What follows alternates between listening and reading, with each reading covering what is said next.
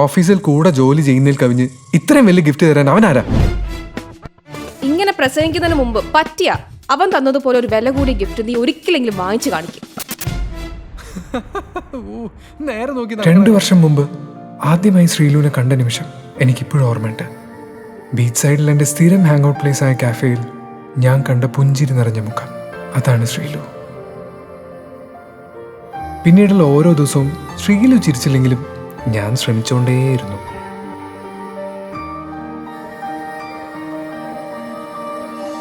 ഒരു നാൾ അവളും തിരിച്ചു ചിരിച്ചു. പരസ്പരം കാണാൻ വേണ്ടി മാത്രം ഞങ്ങൾ ഓരോ കാരണങ്ങൾ കണ്ടെത്തി.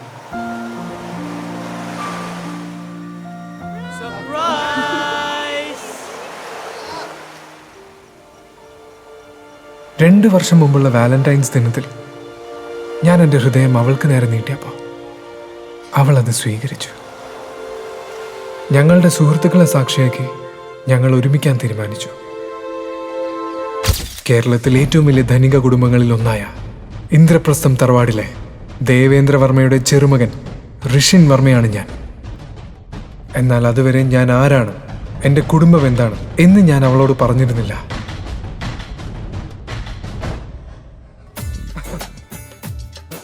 എൻ്റെ കുടുംബത്തിന് ശ്രീലുവിനെ അംഗീകരിക്കാൻ ഒരിക്കലും സാധിക്കില്ല എന്ന് എനിക്കറിയായിരുന്നു. അതുകൊണ്ട് തന്നെയാണ് ഞാൻ അവളെ രജിസ്റ്റർ മാരേജ് ചെയ്യാൻ തീരുമാനിച്ചത്. കല്യാണശേഷം അവളോടെല്ലാം തുറന്നു പറയാമെന്നാണ് ഞാൻ കരുതിയത്. പക്ഷേ എൻ്റെ എല്ലാ പദ്ധതികളും ഞാൻ പോലും അറിയാതെ തകർന്നു. ഒരു മിനിറ്റ്, ഇപ്പൊ വരെ. ഹലോ. സ്വന്തം ഇഷ്ടപ്രകാരം നീ ചെയ്യുന്ന ഓരോ പ്രവൃത്തിയുടെയും ഫലം നീ സ്വയം അനുഭവിക്കേണ്ടി വരുമെന്ന് ഞാൻ നേരത്തെ പറഞ്ഞിട്ടുള്ളതാണല്ലോ. നിന്റെ സമ്പാദ്യം മുഴുവൻ എന്നോട് ചോദിക്കാതെയാണ് നീ സ്റ്റോക്ക് മാർക്കറ്റിൽ കൊണ്ട് നിക്ഷേപിച്ചത്. തന്നിഷ്ടം പോലെ ചെയ്തതിൻ്റെ ഫലം എന്താണെന്ന് നിനക്കറിയണ്ടേ? നീ ഒരു ഡൂക്കിലി കമ്പനിയുടെ ഷെയർ വാങ്ങിക്കൂട്ടിയില്ലേ? ആ കമ്പനി പൊട്ടി. സ്വന്തമായി 1 രൂപ പോലും സമ്പാദ്യമില്ലാത്ത ഒരു ദരിദ്രനാണ് നീ ഇന്ന്. ഇന്ദ്രപ്രസ്ഥം കുടുംബത്തിൽ ഇനി നീ ഒരു അംഗമല്ല. നിനക്കും മറ്റാരും അറിയാതെ നീ കല്യാണം കഴിച്ചു കൊണ്ടുവന്ന ആ പെണ്ണിനും ഇനി ഈ വീട്ടിൽ സ്ഥാനമില്ല.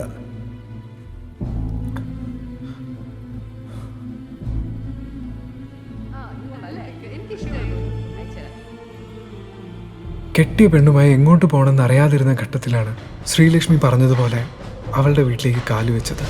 വിദേശത്തുള്ള ശ്രീലക്ഷ്മിയുടെ അച്ഛൻ്റെ അനുവാദം ഞങ്ങൾക്കുണ്ടായിരുന്നു.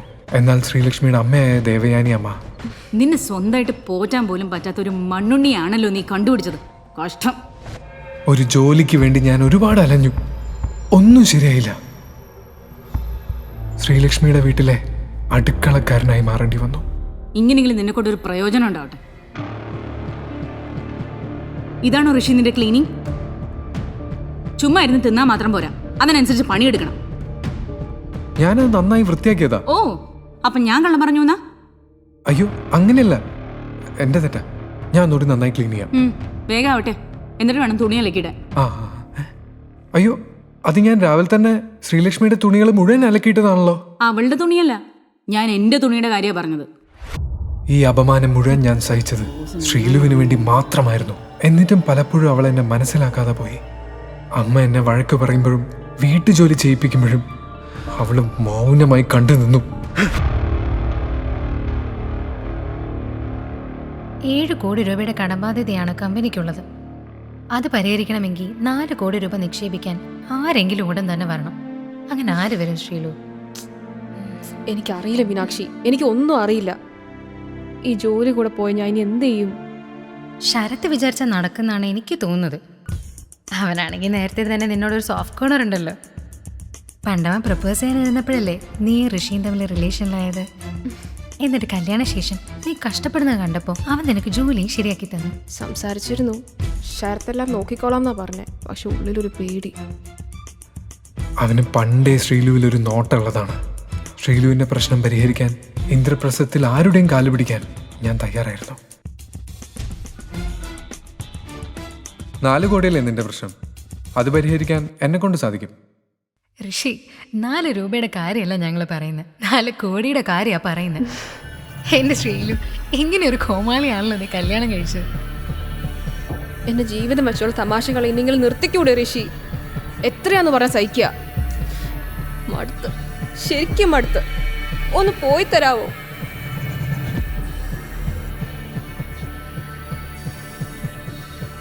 എന്റെ ശ്രീലു, ആ കഴുതി ഡിവോഴ്സ് ചെയ്യാൻ ഞാൻ നിന്റെ അമ്മേനെ എത്ര തവണ പറഞ്ഞതാ.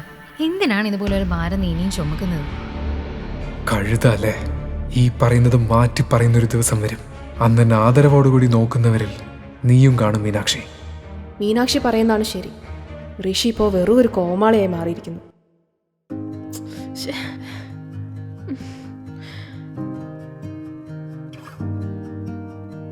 ഋഷി, എന്താ ശ്രീലു? ഞാൻ ഇറങ്ങാൻ താമസിച്ചു. എന്നെ ഒന്ന് ബൈക്ക് ഡ്രോപ്പ് ചെയ്യോ? അപ്രതീക്ഷിതമായി ശ്രീലക്ഷ്മി അത് പറഞ്ഞപ്പോ എനിക്ക് എന്ത് ചെയ്യണമെന്ന് ഒരെത്തും പിടിയും കിട്ടിയില്ല. ഓ, ഇന്നാണ് ഋഷിയുടെ college reunion. Sreelu, office time കഴിഞ്ഞ് അങ്ങ് എത്തുമല്ലോ അല്ലേ? ഓഫീസിലെ തിരക്കുകളെ കുറിച്ച് പറഞ്ഞല്ലേ ഋഷി? എത്ര കാലത്തിന് ശേഷമാണ് ശ്രീലക്ഷ്മി എന്റെ ബൈക്കിൽ കയറിയത്. അവളുടെ മനസ്സിൽ ഇപ്പോഴും ഞാനുണ്ട്. അടുത്ത കാലത്തൊന്നും എനിക്ക് ഇത്രയും സന്തോഷം ഉണ്ടായിട്ടില്ല.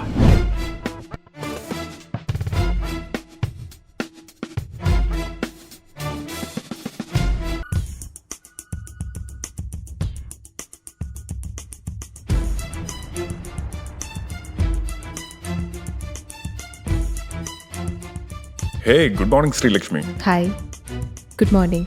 Looking great.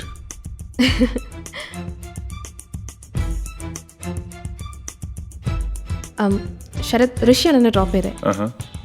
ഹേ, Hi. ഇതുപോലെ 3rd class ബൈക്കിലാണോ കമ്പനി സിഒ ശ്രീലക്ഷ്മി ഓഫീസിൽ വരുന്നത്? മോശം. കാറ് വർക്ക്ഷോപ്പിലാണ്. ലേറ്റ് ആവും Whatever. വിചാരിച്ചു. Next time just give me a call. I'll pick you up.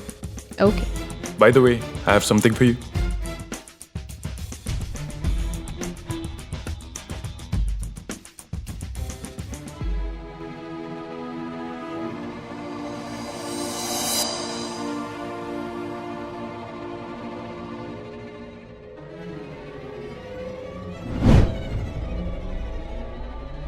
This is for me? പിന്നെ അല്ലാതെ. Are you sure? Did you like it? I love it. Thank you so much. എനിക്ക് ഇത്രയും വില കൂടി gift ആരും തന്നിട്ടില്ല. ഞാനോടുള്ളപ്പോൾ മറ്റൊരാളിൽ നിന്ന് ഗിഫ്റ്റ് പ്രതീക്ഷിക്കുന്നത് എന്തിനാ? Anyway, we'll catch up later. I have some work to do. രക്ഷിക്ക് പിന്നെ പോയിട്ട് പ്രത്യേകിച്ച് പണിയൊന്നും കാണില്ലല്ലോ അല്ലേ? ഓ സോറി, അടുക്കളപ്പണി കാണുമല്ലോ അല്ലേ? പെട്ടെന്ന് വിട്ടോ, വീട്ടിൽ ചെന്നിട്ട് ചോറും കറിയും വെക്കാനുള്ള അല്ലേ? സമയങ്ങളെ ബൈ.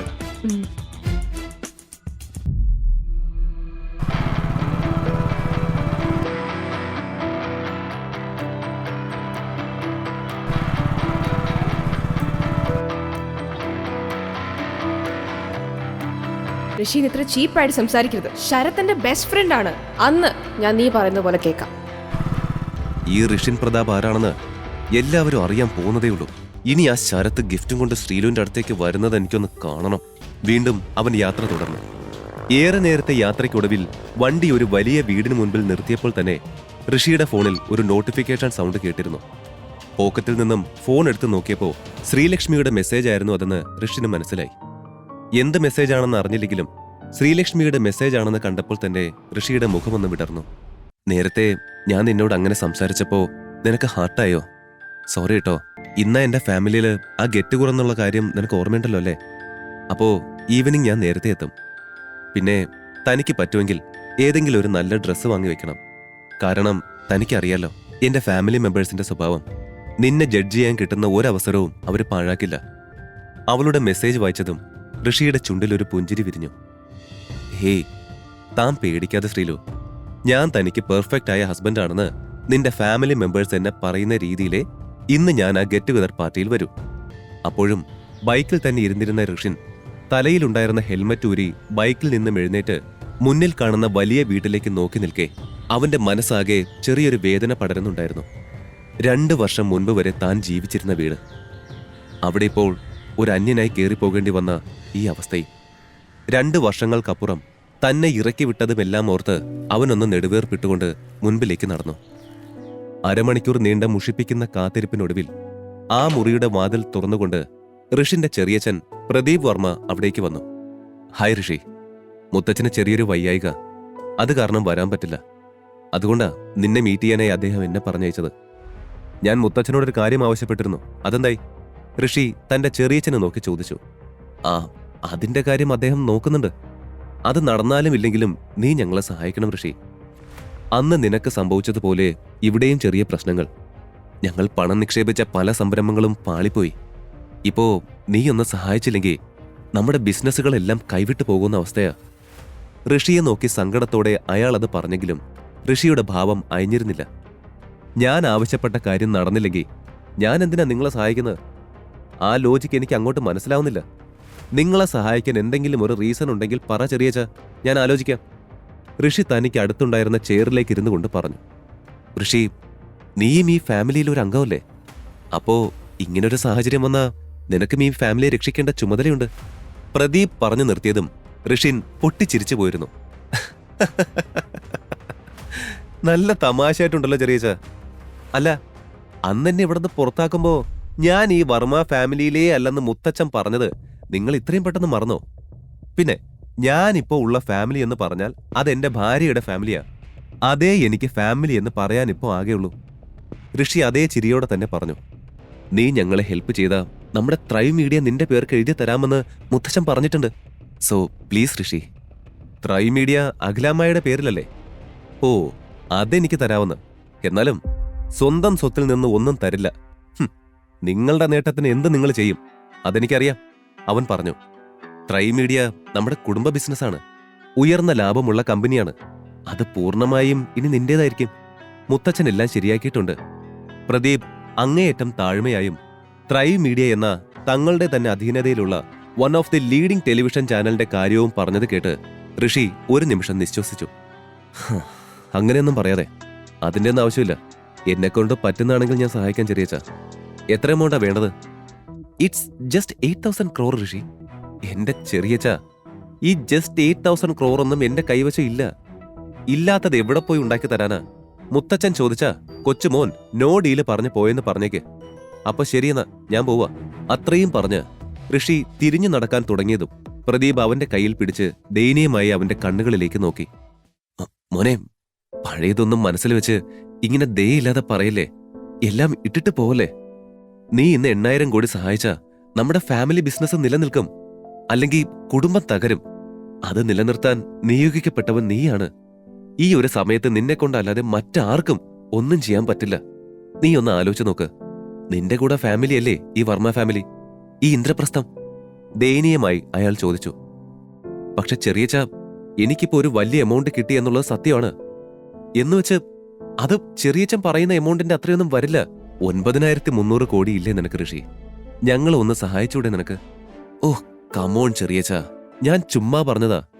ഇത്രയും പൈസ കയ്യിൽ ഇങ്ങനെ വെച്ചിരുന്നിട്ട് എനിക്കൊന്നും കിട്ടാനില്ല. പക്ഷേ അത് ഞാൻ നിങ്ങൾക്ക്, ഐ മീൻ നമ്മുടെ ഫാമിലിക്ക് വേണ്ടി ചിലവാക്കിയാൽ നിങ്ങളെല്ലാം എത്രമാത്രം ഹാപ്പിയാകുമെന്ന് എനിക്കറിയാം. സോ ഞാൻ തരാം. ഋഷി പറഞ്ഞു നിർത്തിയതും പ്രദീപ് നിറഞ്ഞ മനസ്സോടെ, അതിലുപരി സന്തോഷത്തോടെ അവനെ കെട്ടിപ്പിടിച്ചു. Thank you Rishi, thank you so much. 2 ദിവസത്തിനുള്ളിൽ തന്നെ ത്രൈവ് മീഡിയ നിന്റെ പേരിലാക്കാൻ വേണ്ട എല്ലാ കാര്യങ്ങളും ഞങ്ങൾ ചെയ്യാം. പ്രദീപ് പറഞ്ഞത് കേട്ട് അയാളിൽ നിന്നും വിട്ടകന്നുകൊണ്ട് ഋഷിയൊന്ന് മൂളി. ഞാൻ കെട്ടിപ്പടുക്കാൻ പോകുന്ന എന്റെ സ്വന്തം സാമ്രാജ്യത്തിലേക്കുള്ള ആദ്യത്തെ ചൂടുവയ്പ് ഈ ത്രൈവ് മീഡിയ തന്നെ ആകട്ടെ. എനിക്ക് കുറച്ച് തിരക്കുണ്ട്, ചെയ്തു തീർക്കാൻ കുറേ കാര്യങ്ങളും. എന്നാ ഞാൻ ഇറങ്ങട്ടെ, ഋഷി പറഞ്ഞു. ശരി, ബാക്കി കാര്യങ്ങളൊക്കെ ഞാൻ ചെയ്തു വയ്ക്കാം, പ്രദീപ് ഒന്നുകൂടി ഉറപ്പിച്ച് പറഞ്ഞു. ഇന്ദ്രപ്രസ്ഥത്തിൽ നിന്നും പുറത്തിറങ്ങിയ അവൻ വാച്ചിലേക്ക് നോക്കി. ഋഷിയുടെ മനസ്സാകെ ഇന്നിന് നടക്കാൻ പോകുന്ന ഫാമിലി ഗെറ്റ് ടുഗദർ ആയിരുന്നു. എന്റെ ശ്രീലു, താൻ മിസ് ചെയ്യുന്ന ആ പഴയ ഋഷിയായി ഞാൻ ഇന്ന് വരും. Just wait for it. Rishi ചിരിയോടെ സ്വയം പറഞ്ഞുകൊണ്ട് നേരെ തന്റെ ബൈക്കിനരികിലേക്ക് നടന്നു. ഇതേ സമയം അങ്ങ് ശ്രീലക്ഷ്മിയുടെ ഓഫീസിൽ എന്തോ ആവശ്യത്തിനായി അവൾ തന്റെ ക്യാബിനിൽ നിന്നും പുറത്തേക്കിറങ്ങി നടക്കും വഴിയായിരുന്നു ഓഫീസിലെ ഏതൊക്കെയോ എംപ്ലോയീസ് കൂടി നിന്ന് എന്തോ കാര്യമായി ഫോണിൽ നോക്കി ചിരിച്ചുകൊണ്ട് നിൽക്കുന്നത് അവൾ കാണുന്നത്. ഓഫീസ് ടൈമിൽ അവരങ്ങനെ കൂടി നിൽക്കുന്നതിന്റെ കാര്യം എന്താണെന്നറിയാൻ ശബ്ദമൊന്നും ഉണ്ടാക്കാതെ ശ്രീലക്ഷ്മി അവർക്ക് പിന്നിലെത്തിയതും കണ്ടത് കൂട്ടത്തിൽ ആരുടെയോ ഫോണിൽ പകർത്തിയ പൊട്ടിയ ലൈറ്റോട് കൂടിയ ബൈക്കുമായി മടങ്ങുന്ന ഋഷിയുടെ ദൃശ്യമായിരുന്നു.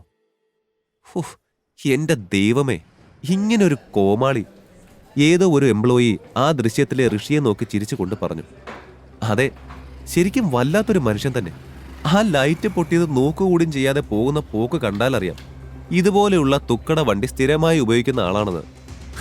ശ്രീലക്ഷ്മി മാഡത്തിന്റെ ഭർത്താവാണെന്ന് പറഞ്ഞിട്ട് എന്താ കാര്യം? സ്വന്തമായി ഒരു കാറ് പോലുമില്ല. ഉള്ളതോ ആ തുക്കട ബൈക്കും. അതേ ഓം, എനിക്കും അങ്ങനെ തന്നെയാ തോന്നുന്നേ. ലൈറ്റ് പൊട്ടിയൊന്നും ഒരു പ്രശ്നമേ അല്ല അയാൾക്ക്. ശോ, ഇതുപോലൊരു സാധനത്തിനെ തന്നെ ആ ശ്രീലക്ഷ്മി മാഡം എവിടെന്ന് കണ്ടുപിടിച്ച് മാരേജ് ചെയ്താണോ ആവോ? മറ്റൊരു സ്റ്റാഫ് പറഞ്ഞു. അതിലും വലിയ കോമഡി എന്താണെന്ന് അറിയാവോ? ഞാൻ ഓഫീസിൽ കയറുമ്പോൾ നമ്മുടെ മാഡത്തിന് ഒരു ഡ്രീം ലവർ നെക്ലസ് വാങ്ങി കൊടുക്കാവുന്ന കാശിന് വിലയില്ലാത്ത അയാൾ വാക്കു കൊടുത്തിരിക്കുന്നു. കൂട്ടത്തിലെ ഒരു പെണ്ണ് അതും പറഞ്ഞ് പൊട്ടിച്ചിരിച്ചുകൊണ്ട് പിന്നിലേക്ക് തിരിഞ്ഞതും കാണുന്നത് ദേഷ്യം കൊണ്ട് അടിമുടി വിറച്ചു നിൽക്കുന്ന ശ്രീലക്ഷ്മിയായിരുന്നു. ആകെ സ്തംഭിച്ചു പോയ അവൾ തനിക്കൊപ്പമുണ്ടായിരുന്ന മറ്റ് സ്റ്റാഫിനെ വിളിച്ചെങ്കിലും അപ്പോഴും ഇതൊന്നും അറിയാതെ ഫോണിലെ ചിത്രത്തിൽ നോക്കി പൊട്ടിച്ചിരിക്കുകയായിരുന്നു അവരെല്ലാവരും. ഓ ദൃശ്യ! അവരുടെ ചിരി നിൽക്കില്ലെന്ന് കണ്ടതും ശ്രീലക്ഷ്മിയെ കണ്ട ആ പെണ്ണ് ശബ്ദം താഴ്ത്തി ചിരിച്ചുകൊണ്ടിരിക്കുന്നവരെ വിളിച്ചു. പല്ലവി, നീ ഇത് നോക്ക്. സെക്കൻഡ് ഹാൻഡ് ബൈക്കാണ് ആ ഇഡിയറ്റിൻ്റെതെന്ന് തോന്നുന്നു. പുതിയതൊന്നും വാങ്ങാൻ പോലും ഗതിയില്ലെന്നും തോന്നുന്നുണ്ട്. ഓഫീസിൽ ആർക്കും ഇങ്ങനൊരു ബൈക്ക് ഞാൻ കണ്ടിട്ടില്ല. അവളുടെ വിളി കേട്ട് അതും പറഞ്ഞു തിരിഞ്ഞ ആ സ്റ്റാഫും മറ്റുള്ളവരും തങ്ങളുടെ പിന്നിലായി കൈ മാറിൽ പിണഞ്ഞു കെട്ടി നിൽക്കുന്ന ശ്രീലക്ഷ്മിയെ കണ്ടതും ഒന്ന് ഞെട്ടി. അവരുടെ ചിരി പെട്ടെന്ന് നിന്നു. Sorry ma'am, we never meant to. ഇപ്പോ സമയം 3:30 ma'am. Is in this work time for you all? ശ്രീലക്ഷ്മിയുടെ കലിപ്പിച്ചുള്ള ചോദ്യം വന്നതും അവരെല്ലാം എന്ത് പറയുമെന്നറിയാതെ പരസ്പരം നോക്കി. എന്താ, ഞാൻ ചോദിച്ചതിന് ഉത്തരമില്ലേ? ഇത് വർക്കിംഗ് അവർ ആണോ അല്ലയോ?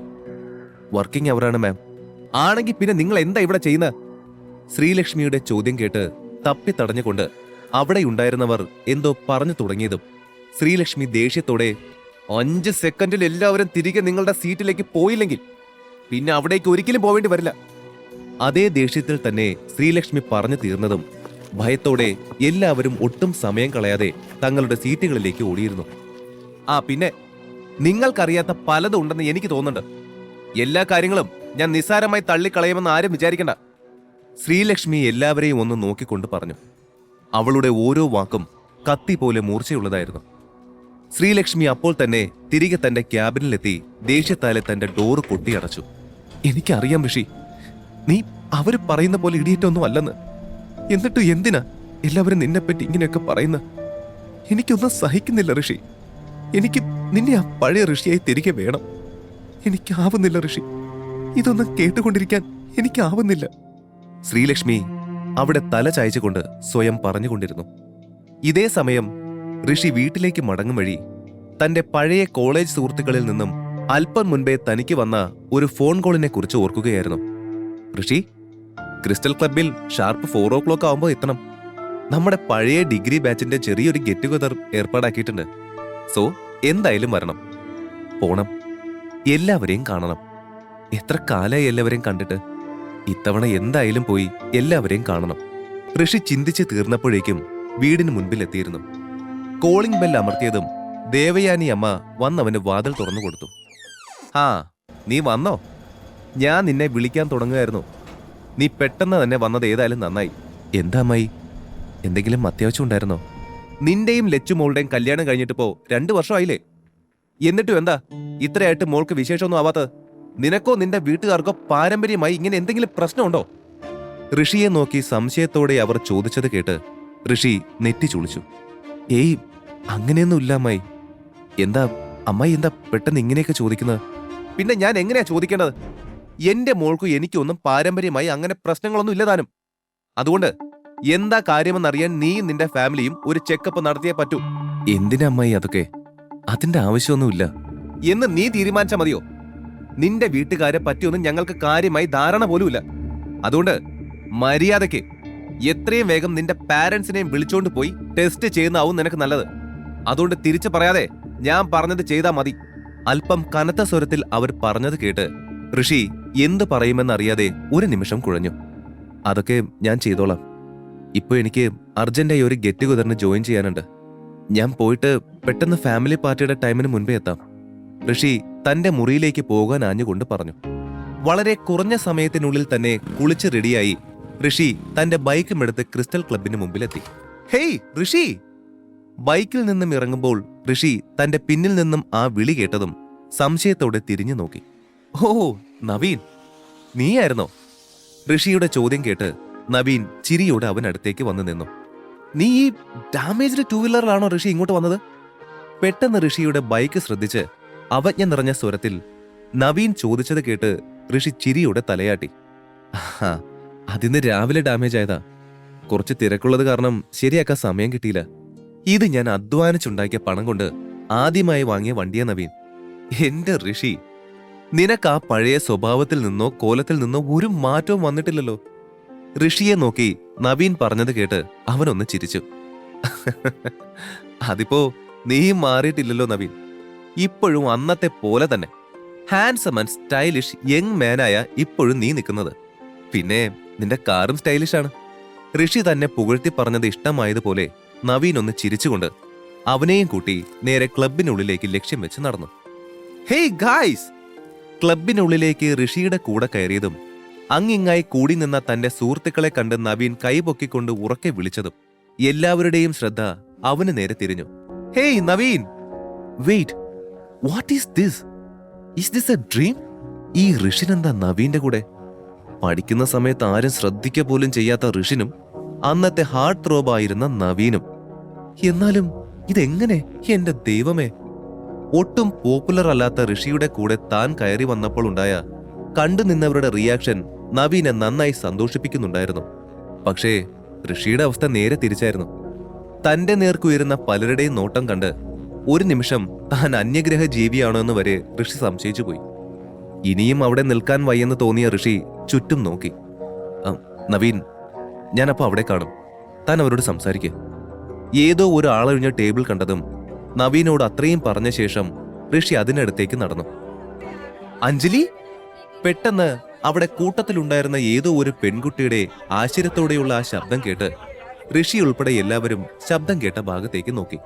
അവിടെ ഉറക്കെ ശബ്ദമുണ്ടാക്കിയ ആ പെണ്ണ് കണ്ണും വിടർത്തി ക്ലബിന്റെ എൻട്രൻസിലേക്ക് നോക്കി നിൽക്കുന്നതാണ് കണ്ടത്. എല്ലാവരും തങ്ങളുടെ നോട്ടം അങ്ങോട്ട് പായിച്ചപ്പോഴാണ് റെഡ് ഹീൽസിന്റെ ശബ്ദ അകമ്പടിയോടെ വൈറ്റ് ആൻഡ് റെഡ് കോമ്പിനേഷനിൽ വരുന്ന സൽവാറിൽ അങ്ങേയറ്റം സുന്ദരിയായിരിക്കുന്ന അവരുടെ സഹപാഠിയായിരുന്ന അഞ്ജലിയെ കാണുന്നത്. തനിക്കടുത്തുകൂടെ കടന്നു പോവാൻ തുടങ്ങുന്ന അഞ്ജലിയോട് ഒരു ഹായ് പറയാനായി ഋഷി ഇരുന്നടുത്ത് നിന്നും എഴുന്നേറ്റതും അവനെ പിന്തള്ളിക്കൊണ്ട് അവിടേക്ക് വന്ന നവീൻ അഞ്ജലിയെ ഹഗ് ചെയ്തിരുന്നു. താനിപ്പോ എന്താ ചെയ്യുന്നത്? ആക്ടിംഗ് പരിപാടിയൊക്കെ വിട്ടോ? ഹേയ്, വിടാൻ അതിന് ഞാനത് സീരിയസ് ആയിട്ട് തുടങ്ങിയതൊന്നും അല്ല നവീൻ. ഈ അടുത്ത് ഞാനൊരു വലിയ ചാനലിന്റെ കോൺട്രാക്റ്റിൽ സൈൻ ചെയ്യാൻ പോവാ. ഇത്രയും കാലം എനിക്കിങ്ങനെ കോൺട്രാക്ട്സ് വരുമ്പോ സൈൻ ചെയ്യാൻ തോന്നാറേ ഇല്ലായിരുന്നു. പക്ഷേ ഇപ്പൊ വന്ന ഈ ഡീൽ കമ്പനി ത്രൈവ് മീഡിയ ആണെന്ന് കണ്ടപ്പോഴേ ഞാൻ ഫ്ലാറ്റായി. ത്രൈവ് മീഡിയയുടെ പുതിയ ചെയർമാൻ 2 ദിവസത്തിനുള്ളിൽ കമ്പനി ഏറ്റെടുക്കും. ആ ഇന്ദ്രപ്രസ്ഥം ഗ്രൂപ്പിലെ തന്നെ നിലവിലെ ഏറ്റവും റിച്ച് ആൻഡ് യങ് ആയിട്ടുള്ള ആരോ ആണ് പുതിയ ചെയർമാൻ എന്നാ കേട്ടത്. മൊത്തത്തിൽ I am so excited to be there. Anjali പറഞ്ഞു നിർത്തിയതും എല്ലാവരും ചെറിയ ആർപ്പ് വിളികളോടെ അവൾക്കായി കൈയടിച്ചു. അവളുടെ മുഖത്ത് നിറഞ്ഞു നിന്ന ആ സന്തോഷം കണ്ടതും അവിടെ മാറിയിരുന്ന ഋഷിക്കാകെ വല്ലാത്തൊരു അഭിമാനം തോന്നി. 2 ദിവസത്തിനുള്ളിൽ ത്രൈവ് മീഡിയയുടെ ചെയർമാനായി താൻ കയറിയാൽ തന്റെ കീഴിൽ വർക്ക് ചെയ്യാൻ പോകുന്ന അഞ്ജലി തന്നെ കണ്ട് ഞെട്ടുന്ന അവസ്ഥയോർത്ത് ഋഷി ഒന്ന് പുഞ്ചിരിച്ചു. അങ്ങനെ ഓരോന്നോർത്ത് നിൽക്കുകയാണ് തനിക്ക് വലതുവശത്ത് 2 സീറ്റ് അപ്പുറം അഞ്ജലി വന്നിരുന്നത് ഋഷി ശ്രദ്ധിക്കുന്നത്. എന്തെങ്കിലും ചോദിച്ചുകൊണ്ട് അഞ്ജലിയോട് ചെറിയ തോതിലെങ്കിലും സൗഹൃദം സ്ഥാപിക്കാനെന്ന ലക്ഷ്യത്തോടെ ഋഷി അവൾക്ക് നേരെ തിരിഞ്ഞു. അഞ്ജലി, ത്രൈവ് മീഡിയയിൽ ജോയിൻ ചെയ്യണോ? അവിടെ എന്താ ആവശ്യമുണ്ടെങ്കിൽ എന്നോട് പറയണം. Excuse me, who are you? അപ്പൊ നിനക്കും അറിയില്ലേ? എടാ ഋഷി, നിന്നെ അറിയുന്ന ആരെങ്കിലും ഉണ്ടോടാ ഇവിടെ? ഇത് ഋഷിൻ, നമ്മളെ കൂടെ കോളേജിൽ പഠിച്ചിരുന്നു എന്ന് പറയപ്പെടുന്നു ഋഷിൻ. ആരായാലും എന്താ, വലിഞ്ഞു കയറി അടുത്ത് വന്നിരിക്കുമ്പോൾ മിനിമം പെർമിഷൻ ചോദിക്കാനുള്ള ഒരു മര്യാദ വേണ്ടേ? പ്ലീസ് ഒന്ന് എഴുന്നേറ്റ് പോവാവോ? ഞാൻ ഭയങ്കര അൺകംഫർട്ടബിൾ ആണ്. ആരാടാ ഇവനെ പോലെ ഉള്ളമാരൊക്കെ റീയൂണിയൻ വിളിക്കുന്നത് അല്ലേ? ഞാൻ എന്ത് തെറ്റ് ചെയ്തിട്ടാ ദൈവമേ എന്നോട് മാത്രം എല്ലാവരും ഇങ്ങനെ? എന്നെ ഈ ലോകം അംഗീകരിക്കുന്ന ഒരു ദിവസം ഒരിക്കലും ഉണ്ടാകില്ലേ?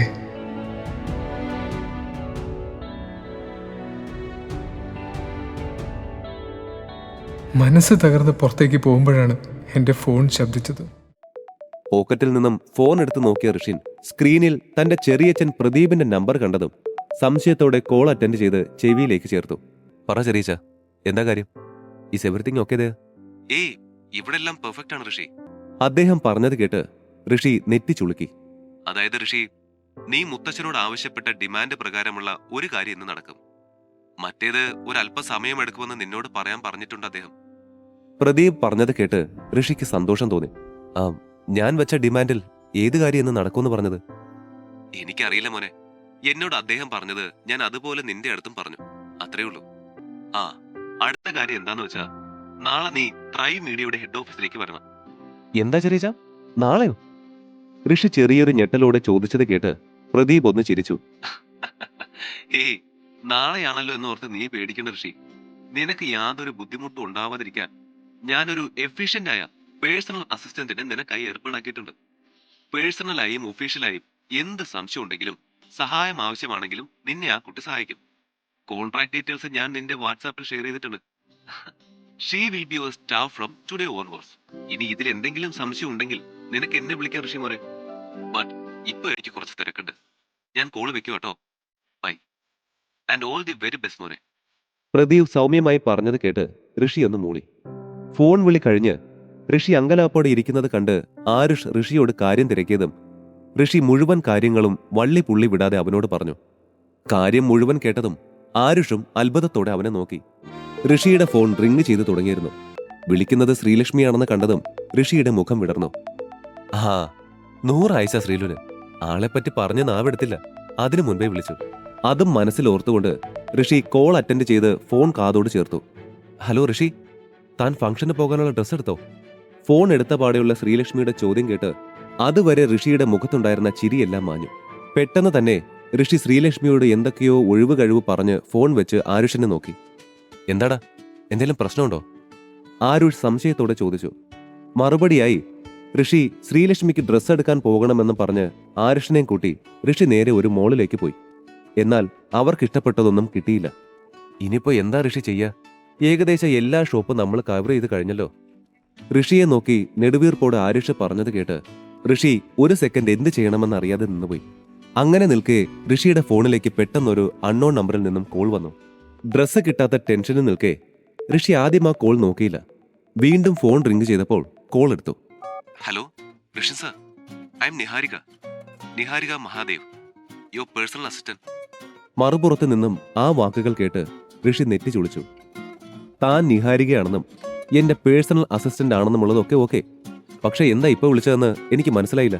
ഋഷി സംശയഭാവത്തോടെ ചോദിച്ചു. സാർ, നാളെ മുതൽ ഒഫീഷ്യലി വർക്ക് ആരംഭിക്കുമല്ലോ. അതിനു മുൻപായും സാറിന് എന്താ ആവശ്യമുണ്ടെങ്കിലും എന്നെ കോൺടാക്ട് ചെയ്യാം. നിഹാരികയുടെ ആ മറുപടി കേട്ടതും ആരുഷ് ഋഷിയുടെ കയ്യിൽ നിന്നും ഫോൺ വാങ്ങി. ആഹാ, എന്നാൽ താൻ ഋഷിക്ക് പറ്റിയ നല്ലൊരു സ്യൂട്ട് കണ്ടെത്ത്. ഒട്ടും വൈകരുത്, അത്യാവശ്യമാണ്. വേഗം റെഡിയാക്കിക്കോ. നിഹാരിക ഋഷിയുടെ ഡ്രസ്സിന്റെ അളവുകൾ ചോദിച്ചറിഞ്ഞ ശേഷം കോള് ഡിസ്കണക്ട് ചെയ്തു. ഇതേ സമയം ശ്രീലക്ഷ്മി തന്റെ ജോലി കഴിഞ്ഞ് വീട്ടിലേക്ക് പോവാനായി തുടങ്ങുകയായിരുന്നു. അപ്പോഴാണ് റിസപ്ഷനിൽ തന്റെ വരവും കാത്തു നിൽക്കുന്ന ഒരു ബ്ലാക്ക് സൂട്ട് ധരിച്ചയാളെ ശ്രീലക്ഷ്മി കാണുന്നത്.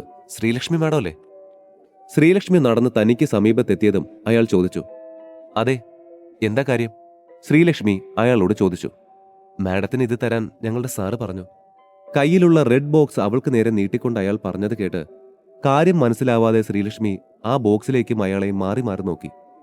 അതേസമയം ഓഫീസിൽ നിന്നും ഇറങ്ങാൻ തുടങ്ങിയ എല്ലാ സ്റ്റാഫും ഈ കാഴ്ച കണ്ട് അവൾക്കടുത്തേക്ക് വന്നു. എന്താ ഇത്? നിങ്ങൾക്ക് എങ്ങനെയാ എന്നെ അറിയാവുന്നേ? ആൻഡ് ഏത് സാറ് തരാൻ പറഞ്ഞെന്നാ നിങ്ങളീ പറയുന്നേ? ശ്രീലക്ഷ്മി സംശയത്തോടെ ചോദിച്ചു. മാഡത്തിനുള്ള ഞങ്ങളുടെ സാറിന്റെ പ്രസന്റാണിത്. സാറിനെ മാഡത്തിന് നല്ലതുപോലെ അറിയാം, പക്ഷേ ഞങ്ങൾക്ക് സാറിന്റെ പേരിവിടെ പറയാനുള്ള അനുമതിയില്ല. നൗ പ്ലീസ് ഈ ഗിഫ്റ്റ് സ്വീകരിക്കൂ മാം. അയാൾ അതേ ഭാവത്തിൽ തന്നെ പറഞ്ഞു. ശ്രീലക്ഷ്മി മാഡം, അത് വാങ്ങിക്കൂ. മാഡത്തിനെ സീക്രട്ടായി ആരാധിക്കുന്ന ആരോ തന്നുവിട്ടതാവും. കളിയായി ഏതോ എംപ്ലോയിയുടെ വാക്ക് കേട്ട് ശ്രീലക്ഷ്മി ചോദിച്ചു. ഒന്ന് പോയേ, ചുമ്മാ. ആരാധകൻ ഉണ്ടാവാൻ ഞാൻ ആരാ? വല്ല സെലിബ്രിറ്റി ആണോ? മാം പ്ലീസ് ഇത് സ്വീകരിക്കൂ. അവരുടെ ആ സംസാരമൊന്നും കാര്യമാക്കാതെ വീണ്ടും അയാൾ പറഞ്ഞതും ശ്രീലക്ഷ്മി അത് സ്വീകരിക്കണോ വേണ്ടയോ എന്നുള്ള ആശയക്കുഴപ്പത്തിലായി. മാം അത് വാങ്ങിക്കൂ. ഇഷ്ടമായില്ലെങ്കിൽ ഞങ്ങൾക്ക് ആർക്കെങ്കിലും തന്നോളൂ. സ്റ്റാഫിൽ നിന്നും ആ കുസൃതി നിറഞ്ഞ വാക്ക് കേട്ടതും ശ്രീലക്ഷ്മി ഒന്ന് നിശ്വസിച്ചുകൊണ്ട് അയാളിൽ നിന്നും ആ സമ്മാനം വാങ്ങിച്ചു. അതിനുള്ളിൽ എന്താണെന്നറിയാനുള്ള ആകാംക്ഷയിൽ മറ്റുള്ളവർ ശ്രീലക്ഷ്മിയുടെ ചുറ്റും കൂടിയതും അവൾ സംശയത്തോടെ ആ ബോക്സ് തുറന്നു. എന്റെ മാതാവേ, ഇതാ മറ്റേ rare piece dream lover necklace അല്ലേ? വെയിറ്റ്, ഒറിജിനലാണോ ഇത്? എല്ലാം കഴിഞ്ഞ് തിരികെ വീട്ടിലെത്തി ഫാമിലി ഫംഗ്ഷന് റെഡിയാകുമ്പോഴും ശ്രീലക്ഷ്മി തന്റെ കഴുത്തിലണിഞ്ഞ ആ പ്രസന്റ് തന്നയാൾ ആരായിരിക്കുമെന്ന ചിന്തയിലായിരുന്നു. രാവിലെ തനിക്ക് ആ നെക്ലസ് ഡ്യൂപ്ലിക്കേറ്റ് വാങ്ങിച്ചു തന്ന ശരത്തിന്റെ മുഖം മാത്രമേ അവൾക്ക് ഓർമ്മ വന്നിരുന്നുള്ളൂ. അവനിനി തന്റെ ആസ്തി മുഴുവൻ പണയപ്പെടുത്തി വാങ്ങിയതാണോ അതെന്ന ചിന്ത അവളെ വേവലാതിപ്പെടുത്തിയെങ്കിലും ആ നെക്ലസ് അവളെ അത്രമേൽ ആകർഷിച്ചിരുന്നു. ഓഹ്, നിന്റെ ഭർത്താവ് ഇത് എവിടെ പോയിരിക്കാ മോളെ? പോവാൻ സമയമായി തുടങ്ങിയല്ലോ. തന്റെ പിങ്ക് കളർ പട്ടുസാരിയുടെ പ്ലീറ്റ് ശരിയാക്കിക്കൊണ്ട് ദേവയാനി അമ്മ പറഞ്ഞത് കേട്ട് ശ്രീലക്ഷ്മി ചെറിയൊരു വേവലാതിയോടെ ഫോൺ എടുത്തു നോക്കി. അറിയില്ലമ്മേ, ഞാൻ ഋഷി ഒന്ന് വിളിച്ചു നോക്കട്ടെ. ശ്രീലക്ഷ്മി അതും പറഞ്ഞ് ഋഷിയുടെ നമ്പറിലേക്ക് ഡയൽ ചെയ്യാൻ ആഞ്ഞതും കോളിംഗ് ബെല്ലിന്റെ ശബ്ദം കേട്ടിരുന്നു. വാതിൽ തുറന്നപ്പോൾ പ്രതീക്ഷിച്ച പോലെ ഋഷിയെ കണ്ടപ്പോൾ ചെറിയൊരു സമാധാനം തോന്നി. എങ്കിലും അതൊന്നും പുറത്ത് കാണിക്കാതെ ശ്രീലക്ഷ്മി ഉള്ളിലേക്ക് നടന്നു. ഓ, വന്നോ? ഇത്രയും നേരം പോവേണ്ട കാര്യം മറന്ന് എവിടെ വായും പൊളിച്ചിരിക്കായിരുന്നു? ഋഷിയെ നോക്കി പുച്ഛം നിറഞ്ഞ സ്വരത്തിൽ ദേവയാനി ചോദിച്ചത് കേട്ടെങ്കിലും ഋഷിയുടെ ശ്രദ്ധ മുഴുവൻ ചെറിയ പരിഭവത്തോടെ തന്നെ നോക്കുന്ന ശ്രീലക്ഷ്മിയുടെ കഴുത്തിലായിരുന്നു. ഒറ്റ നോട്ടത്തിൽ തന്നെ അവളുടെ കഴുത്തിലുള്ളത് ഡ്രീം ലവറിന്റെ ഒറിജിനൽ പീസാണെന്ന് മനസ്സിലായ ഋഷിയുടെ ചുണ്ടിൽ മനോഹരമായൊരു പുഞ്ചിരി വിരിഞ്ഞു. ആഹാ, ഇതായിരുന്നോ ചെറിയച്ചൻ വിളിച്ചപ്പോ പറഞ്ഞത്? എന്ത് ഭംഗിയാ അവളുടെ കഴുത്തിലിട്ട് കാണാൻ. എന്നിട്ടും മുഖത്തെ പരിഭവത്തിന് ഒരു കുറവുമില്ലല്ലോ. ആ, സാരമില്ല, പോകെ പോകെ അതെല്ലാം ഞാൻ മാറ്റിയെടുത്തോളാം. ശ്രീലക്ഷ്മിയെ നോക്കി ഋഷി മനസ്സിൽ മന്ത്രിച്ചു. അല്ല, ലേറ്റായി വന്നതും പോരാഞ്ഞ് ഇവിടെ വെറുതെ വായും പൊളിച്ച് നിന്ന് നീ സമയം കളയുവാണോ? ഡ്രസ്സ് മാറുന്നൊന്നുമില്ലേ? ഋഷിയുടെ ആ നിൽപ്പ് കണ്ട് ദേഷ്യത്തിൽ ദേവയാനി പറഞ്ഞു. അത് കേട്ട് ഋഷി പെട്ടെന്ന് അവളോട് 5 മിനിറ്റെന്നും പറഞ്ഞ് റൂമിലേക്ക് ഓടി. അല്പസമയത്തിനുള്ളിൽ തന്നെ റെഡിയായി പുറത്തേക്ക് വന്നു. ഋഷിയുടെ പുതിയ സ്യൂട്ട് കണ്ട് ശ്രീലക്ഷ്മിയും ദേവയാനി അമ്മയും ഒരു നിമിഷം അമ്പരന്ന് നിന്നു. ഹോ, ആദ്യമായിട്ട് നീ നല്ലൊരു വേഷത്തിൽ വന്നല്ലോ. ഇതിൽ പര അത്ഭുതം ഇനി നടക്കാനില്ല. ദേവയാനി അമ്മ പറഞ്ഞത് കേട്ട് ഋഷി ഒന്ന് ചിരിച്ചു. ഇതിൽ പരമുള്ള അത്ഭുതങ്ങൾ നിങ്ങൾ കാണാനിരിക്കുന്നതേ ഉള്ളൂ അമ്മായി. അല്പനേരത്തെ യാത്രയ്ക്ക് ശേഷം ശ്രീലക്ഷ്മിയുടെ കാർ വലിയൊരു വീടിന് മുൻപിൽ നിന്നു. അവരുടെ തറവാട്ടിൽ പാർക്കിങ്ങിൽ മുഴുവൻ പോഷ് കാറുകളും ഉൾവശത്ത് വില കൂടിയ വസ്ത്രങ്ങളും ധരിച്ച ആളുകളെയും കൊണ്ട് നിറഞ്ഞു നിൽക്കുകയായിരുന്നു. വീടിനുള്ളിലേക്ക് കയറി പോകുമ്പോൾ ദേവയാനിയെയും ശ്രീലക്ഷ്മിയെയും എല്ലാവരും ശ്രദ്ധിച്ച് കൈ കാണിച്ച് സംസാരിക്കുന്നുണ്ടായിരുന്നു. പക്ഷേ അവരുടെ കൂടെ തന്നെ ഉണ്ടായിരുന്ന ഋഷിയെ എപ്പോഴത്തെയും പോലെ ആരും നോക്കുന്നത് പോലും ഉണ്ടായിരുന്നില്ല. ഹേയ് ശ്രീലക്ഷ്മി, ഋഷിൻ വന്നില്ലേ? പെട്ടെന്നാണ് ആൾക്കൂട്ടത്തിൽ നിന്നും ആരോ ചോദിച്ചത്. വളരെ വിരളമായിട്ടേ ഫാമിലി ഫംഗ്ഷൻസിൽ ഋഷിയെക്കുറിച്ച് ആരെങ്കിലും അന്വേഷിക്കാറുണ്ടായിരുന്നുള്ളൂ. അങ്ങനെ അന്വേഷിക്കുന്ന ചൊറിയനായ സിദ്ധാർത്ഥായിരുന്നു അത്. ദേ അവനവിടെ, ഋഷിയെ ചൂണ്ടിക്കാണിച്ചുകൊണ്ട് ചിരിയോടെ മറുപടി പറഞ്ഞത് ദേവയാനി അമ്മയായിരുന്നു. എന്ത്? ഇത് ഋഷിയായിരുന്നോ? ഓ മൈ ഗോഡ്, ശേ, എനിക്കിവന്റെ ഈ മനുഷ്യക്കോലം കണ്ടിട്ട് മനസ്സിലായതേ ഇല്ല. ഋഷിയെ നോക്കി പരിഹാസത്തോടെ പൊട്ടിച്ചിരിച്ചുകൊണ്ട് സിദ്ധാർത്ഥ് പറഞ്ഞു. ഓ വെയിറ്റ്, നിന്റെ ഈ ഡ്രസ്സ് ഞാൻ എവിടെയോ കണ്ടിട്ടുണ്ടല്ലോ. ആ, കിട്ടിപ്പോയി. ഫുട്പാത്തിൽ 200, 300 എന്നും പറഞ്ഞ് വിൽക്കുന്ന ഊള സാധനമല്ലേ ഇത്? ഇതിന് എത്രയാ റേറ്റ്? 100, 200? ഇതിന് ഞാൻ പണം കൊടുക്കേണ്ടി വന്നിട്ടില്ല. ഋഷി സമാധാനത്തിൽ പറഞ്ഞത് കേട്ട് സിദ്ധാർത്ഥ് കണ്ണ് വിടർത്തി അവനെ നോക്കി. വാട്ട്? ഫ്രീ ആയിട്ട് തോന്നോ നിനക്കിത്? അല്ലെങ്കിൽ കടക്കാരന്റെ കാല് പിടിച്ച് കെഞ്ചിയോ നീ? സിദ്ധാർത്ഥ് ഉറക്കെ ചോദിച്ചത് കേൾക്കെ ശ്രീലക്ഷ്മിക്കും ദേവയാനി അമ്മയ്ക്കും തങ്ങളുടെ തൊലി ഉരിഞ്ഞു പോകും പോലെ തോന്നി. വാ ഋഷി, മതി, നമുക്ക് അപ്പുറത്തേക്ക് മാറിയിരിക്കാം. ഋഷി സിദ്ധാർത്ഥിനോടെന്തോ പറയാനാഞ്ഞത് കണ്ട് അവനെ തടഞ്ഞുകൊണ്ട് ശ്രീലക്ഷ്മി പറഞ്ഞു. ഹേയ്, എന്താ ശ്രീലക്ഷ്മി ഇത്? നീ എന്താ ഈ ഇട്ടിരിക്കുന്നേ? ഈ സാരിക്കൊക്കെ 5000 പോലും വരില്ലല്ലോ റേറ്റ്.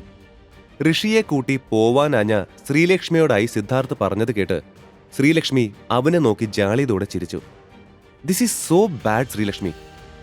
നീ എന്നെ നോക്ക്, എന്റെ ഈ ഡ്രസ്സ് നോക്ക്. ഈ ഫംഗ്ഷൻ ഇടാൻ വേണ്ടി മാത്രം ഇവിടത്തെ ഒരു ഫേമസ് ബ്രാൻഡിനെ കൊണ്ട് പ്രത്യേകം ചെയ്യിപ്പിച്ച 2.5 ലക്ഷം രൂപയുടെ ഡ്രസ്സാണിത്. സിദ്ധാർത്ഥ് വലിയ ഗമയിൽ പറഞ്ഞു നിർത്തി. 2.5 ലക്ഷത്തിന്റെ സ്യൂട്ടോ? എവിടെ നോക്കട്ടെ. ഋഷി പതിയെ സിദ്ധാർത്ഥിന്റെ സ്യൂട്ടിന്റെ കോളറിൽ പിടിച്ചുകൊണ്ട് ചോദിച്ചതും ഒരൊറ്റ തട്ടായിരുന്നു സിദ്ധാർത്ഥ് അവന്റെ കൈ. ഞാൻ നിന്നോട് പറഞ്ഞു ഇതെന്ത് മാത്രം എക്സ്പെൻസീവ് ആണെന്ന്. ഇങ്ങനെ വൃത്തിയില്ലാത്ത കൈവച്ച് തൊട്ടിട്ട് അഴുക്കാക്കാതെ. അടക്കാനാവാത്ത വിധം ദേഷ്യം വന്നെങ്കിലും ഋഷി തന്റെ ദേഷ്യമെല്ലാം കൺട്രോൾ ചെയ്തുകൊണ്ട് സിദ്ധാർത്ഥിനോട് ചിരിച്ചു. താനൊരു കാര്യം മനസ്സിലാക്കണം സിദ്ധാർത്ഥ്. ലോകത്തുള്ള എല്ലാവരുടെയും ഇഷ്ടങ്ങളും കംഫർട്ടും ഒന്നായിരിക്കില്ല. ശ്രീലക്ഷ്മിയുടെ സാരി 5000 രൂപയുടെ ഓർഡിനറി വണ്ണാണ്, സമ്മതിച്ചു. ശ്രീലക്ഷ്മിക്ക് ഓവർ പ്രൈസ് വരുന്ന ഡ്രസ്സുകൾ ഇഷ്ടമല്ലെന്നേ ഉള്ളൂ. ബട്ട് ജ്വല്ലറീസ് എന്ന് പറഞ്ഞാൽ അവൾക്ക് ക്രൈസാണ്. സംശയമുണ്ടെങ്കിൽ look at Har necklace. Dream lover necklace ആണ്. ശ്രീലക്ഷ്മിയെ തനിക്കടുത്തേക്ക് ചേർത്ത് നിർത്തി ഋഷി പറഞ്ഞത് കേട്ട്, വാട്ട്, ഡ്രീം ലവറോ? അത് ഈ വേൾഡിൽ തന്നെ ആകെ കുറച്ച് പീസല്ലേ ഉള്ളൂ. ആൻഡ് 30 കോടി എന്തോ അല്ലേ അതിന്റെ പ്രൈസ്? ചുറ്റും കൂടിയ ബന്ധുക്കളിൽ ആരോ ചോദിച്ചത് കേട്ട് ഋഷി ചിരിയോടെ അതേ എന്ന് തലയാട്ടി. ഒറ്റ സെക്കൻഡിൽ അവിടെയുള്ള എല്ലാവരുടെയും ശ്രദ്ധ തന്നിൽ നിന്ന് മാറി ശ്രീലക്ഷ്മിയുടെ മേലായതും സിദ്ധാർത്ഥിന് അതിയായ ദേഷ്യം തോന്നി. ഇതൊക്കെ കണ്ടാൽ അറിഞ്ഞൂടെ ഡ്രീം ലവറിന്റെ ഡ്യൂപ്ലിക്കേറ്റ് ആണെന്ന്? അല്ലെങ്കിലും നയാ പൈസ കയ്യിലില്ലാത്ത ഇവരൊക്കെ എങ്ങനെ വാങ്ങാനാ ആ 30 കോടിയുടെ മാലയൊക്കെ? പുച്ഛഭാവത്തിൽ സിദ്ധാർത്ഥ് പറഞ്ഞു. ഓ, അപ്പൊ നിന്റെ ചെവിക്ക് മാത്രമല്ല കണ്ണിനും പ്രശ്നമുണ്ട്. പിന്നെ ഞങ്ങളുടെ കയ്യിലുള്ള കാശിന്റെ കണക്ക് നിന്നെ ബോധിപ്പിക്കേണ്ട കാര്യം ഞങ്ങൾക്കില്ല. ഋഷി അവനെ ആക്കിക്കൊണ്ട് പറഞ്ഞതും സിദ്ധാർത്ഥിന്റെ മുഖം ദേഷ്യത്താൽ ചുവന്നിരുന്നു. ഋഷിൻ! അത് കണ്ടതും ഋഷി ഇനി എന്തെങ്കിലും പറഞ്ഞാലുള്ള അപകടമോർത്ത് ദേവയാനി അമ്മ താക്കീതെന്ന പോലെ ഉറക്കെ ഋഷിയെ വിളിച്ചു. എന്താ എന്താ ഇവിടെ ഒരു സംസാരം? പെട്ടെന്ന് ഗാംഭീര്യം നിറഞ്ഞ ആ സ്ത്രീ ശബ്ദം കേട്ടതും എല്ലാവരും മിണ്ടാതെ ആ ശബ്ദം കേട്ട ഭാഗത്തേക്ക് നോക്കി. എല്ലാവരും സംശയഭാവത്തിൽ നോക്കി നിൽക്കെ ആ തറവാടിന്റെ മുഴുവൻ അധികാര കേന്ദ്രമായ മഹാദേവി ശ്രീകുമാർ എന്ന സ്ത്രീയെ കണ്ടതും സിദ്ധാർത്ഥിന്റെ ചുണ്ടിൽ മാത്രം പുഞ്ചിരി വിരിഞ്ഞു. മുത്തശ്ശി! ചിരിയോടെ അവർക്കടുത്തേക്ക് നടന്നുകൊണ്ട് അവൻ വിളിച്ചതും മഹാദേവിയും ചിരിച്ചുകൊണ്ട് അവനായി തന്റെ കൈ വിടർത്തി. മഹാദേവിയുടെ ബ്ലാക്ക് ലിസ്റ്റിൽ ഇടമുള്ള ഋഷി കുറച്ചപ്പുറത്തേക്ക് മാറി നിന്നു.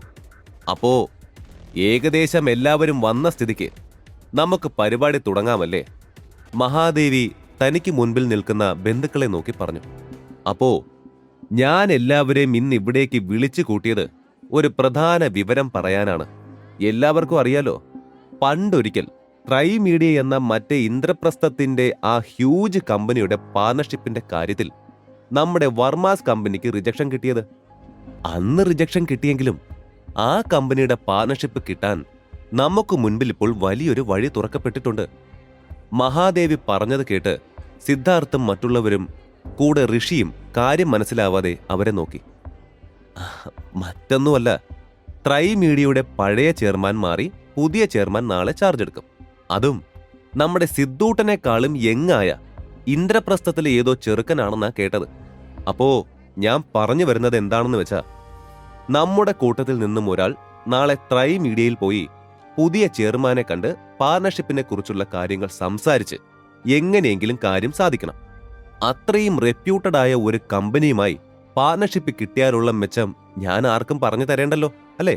ചെയർമാൻ ഏകദേശം ഇവിടെയുള്ള യങ്സ്റ്റേഴ്സിന്റെ ഏജ് ആയതുകൊണ്ട് ഞാൻ ഇതിനായി പ്രിഫർ ചെയ്യുന്നത് ഇവിടെ ഇരിക്കുന്ന എന്റെ കൊച്ചുമക്കളെയാണ്. ഒരു ചിരിയോടെ തന്നെ അവർ പറഞ്ഞത് കേട്ട് മുതിർന്നവരെല്ലാം അതിനനുകൂലമായി സംസാരിച്ചു. ഓക്കെ, യങ്സ്റ്റേഴ്സിൽ തന്നെ ആര് പോകണമെന്നുള്ള കാര്യം കൂടി തീരുമാനമാക്കണം. ആർക്കൊക്കെ പോവാൻ താല്പര്യമുണ്ട്? മുത്തശ്ശി ചോദിച്ചു നിർത്തിയതും എല്ലാ കൊച്ചുമക്കളും തങ്ങളുടെ കൈകൾ ഉയർത്തി. പക്ഷേ ഇന്ദ്രപ്രസ്ഥം എന്ന പേര് കേട്ടപ്പോൾ തന്നെ തനിക്ക് പോകാൻ സാധിച്ചിരുന്നുവെങ്കിൽ തന്റെ കമ്പനിയുടെ കാര്യം കൂടെ സംസാരിച്ച് ഇപ്പോൾ താൻ അകപ്പെട്ടിരിക്കുന്ന പ്രശ്നത്തിൽ എന്തെങ്കിലും ഒരു പോംവഴി കണ്ടെത്താമെന്ന് തോന്നിയ ശ്രീലക്ഷ്മി മുത്തശ്ശിക്ക് തന്നോടുള്ള ഇഷ്ടക്കേട് ഓർക്കെ തന്റെ കൈ പൊക്കാൻ മുതിർന്നില്ല. ശ്രീലു, അറിയോക്കെ? ഋഷി സംശയത്തോടെ ചോദിച്ചത് കേട്ട് ശ്രീലക്ഷ്മി ഒന്നുമില്ലെന്ന് അവനോട് കണ്ണു കാണിച്ചു. എന്താ മോളെ, നിനക്ക് പോവാൻ ആഗ്രഹമില്ലേ? ദേവയാനി അമ്മ സംശയത്തോടെ ചോദിച്ചത് കേട്ട് ശ്രീലക്ഷ്മി ഒന്ന് നിശ്വസിച്ചു. ആഗ്രഹം ഉണ്ടായിട്ട് കാര്യമുണ്ടോ അമ്മേ? മുത്തശ്ശി സിദ്ധാർത്ഥിനെയോ അല്ലെങ്കിൽ മറ്റേതെങ്കിലും മുത്തശ്ശിയുടെ ഫേവറിറ്റ് ആളെയോ മാത്രമേ വിടത്തുള്ളൂ. ശ്രീലക്ഷ്മി പറഞ്ഞത് കേട്ട് ഋഷി എന്തോ സംസാരിക്കാനാഞ്ഞതും മഹാദേവിയുടെ ഉറക്കെയുള്ള സംസാരം അവന്റെ ശ്രദ്ധ തിരിച്ചു. സിദ്ധാർത്ഥ് പോകുന്നതിൽ ആർക്കും പ്രശ്നമൊന്നുമില്ലെന്ന് കരുതുന്നു. മഹാദേവി പറഞ്ഞത് കേട്ട് ഉള്ളിലെ വിഷമം മറച്ചുകൊണ്ട് ശ്രീലക്ഷ്മി ഒന്ന് ചിരിച്ചു. കണ്ടോ, അവിടെ ആള് ഫിക്സായി. അതേ ഭാവത്തിൽ അവൾ പറഞ്ഞു. ആ, മുത്തശ്ശി എന്നെ സെലക്ട് ചെയ്തതിൽ ചിലർക്കെങ്കിലും വിഷമമുണ്ടെന്ന് എനിക്കറിയാം. വിഷമിച്ചോളൂ, ഐ ഡോണ്ട് കെയർ. പിന്നെ ഞാൻ നാളെ ആ ചെയർമാനെ കണ്ട് ഇംപ്രസീവായി കാര്യങ്ങളെല്ലാം പറഞ്ഞ് സെറ്റാക്കി കോൺട്രാക്റ്റിൽ സൈൻ ചെയ്ത് കഴിഞ്ഞ് അതിന്റെ വകയായി പാർട്ടി അറേഞ്ച് ചെയ്യുമ്പോൾ വന്ന് എൻജോയ് ചെയ്തിട്ട് പോണം. കേട്ടോ എല്ലാവരും? ശ്രീലക്ഷ്മിയെയും ഋഷിയെയും നോക്കി അഹങ്കാരം നിറഞ്ഞ ഭാവത്തിൽ സിദ്ധാർത്ഥ് പറഞ്ഞു. നീ വാ സിദ്ധാർത്ഥ്, ആരാ വിഷമിക്കാൻ പോകുന്നതെന്ന് ഞാൻ നിനക്ക് കാണിച്ചു തരാം. ഭാവഭേദങ്ങൾ ഏതുമില്ലാതെ സിദ്ധാർത്ഥിനെ നോക്കിക്കൊണ്ട് ഋഷി മനസ്സിലോർത്തു.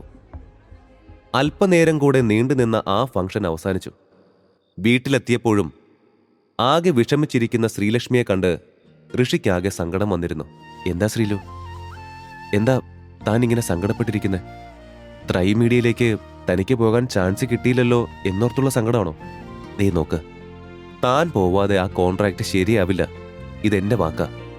സംശയമുണ്ടെങ്കിൽ നോക്കിക്കോ. തോറ്റു തുന്നം പാടിക്കൊണ്ട് വരും തന്റെ മുത്തശ്ശിയുടെ പൊന്നോമന പേരക്കുട്ടി. ഋഷി പറഞ്ഞത് കേട്ട് ശ്രീലക്ഷ്മി ഒന്ന് ചിരിച്ചു. സിറ്റിയിലെ വലിയ വിശാലമായ ബിൽഡിങ്ങുകളിൽ ഒന്നായിരുന്നു ത്രൈമീഡിയ. തൽക്കാലത്തെ ആവശ്യത്തിന് വാങ്ങിയ തന്റെ ഇലക്ട്രിക് ബൈക്കിൽ കാഷ്വൽ ഡ്രസ്സിലായിരുന്നു ഋഷി തന്റെ ഫസ്റ്റ് ഡേ തന്നെ അങ്ങോട്ട് പോയത്. എത്ര ലക്ഷറീസ് ആയ കാറും നിഷ്പ്രയാസം വാങ്ങാനുള്ള പണം കയ്യിലുണ്ടായിരുന്നിട്ടും ശ്രീലക്ഷ്മിക്കും ദേവയാനി അമ്മയ്ക്കും സംശയം തോന്നാതിരിക്കാൻ വേണ്ടിയായിരുന്നു ഋഷി ഇലക്ട്രിക് ബൈക്ക് വാങ്ങിയത്. ആ ചെറിയച്ച, ഞാൻ അവിടെ എത്തി. ആ അങ്ങനെ ചെയ്യാം. പാർക്കിങ്ങിൽ ഒഴിഞ്ഞ ഭാഗത്ത് തന്റെ ബൈക്ക് പാർക്ക് ചെയ്ത് തന്നെ ഫോണിൽ വിളിച്ച പ്രദീപിനോട് മറുപടി പറഞ്ഞുകൊണ്ട് ഋഷി വണ്ടിയിൽ നിന്നും ഇറങ്ങാൻ തുടങ്ങിയപ്പോഴായിരുന്നു ഹോൺ പോലും അടിക്കാതെ ചീറിപ്പാഞ്ഞുകൊണ്ടൊരു BMW അങ്ങോട്ട് വന്നത്. ആ കാർ നേരെ തന്റെ ബൈക്കിനടുത്തേക്ക് വരുന്നത് കണ്ട് പെട്ടെന്ന് തന്നെ ബൈക്കിൽ നിന്നും ചാടി മാറിക്കൊണ്ട് ഋഷി ഉറക്കെ ശബ്ദിച്ചെങ്കിലും ഋഷിയുടെ ഇലക്ട്രിക് ബൈക്ക് ഇടിച്ച് തെറിപ്പിച്ചുകൊണ്ട് ആ കാർ ഋഷിക്ക് മുൻപിൽ വന്നു നിന്നു. ഋഷിയുടെ ജീവിതം മുഴുവനായി തന്നെ അറിയാം ഇനി പോക്കറ്റ് FM-ലൂടെ. കോടീശ്വരൻ.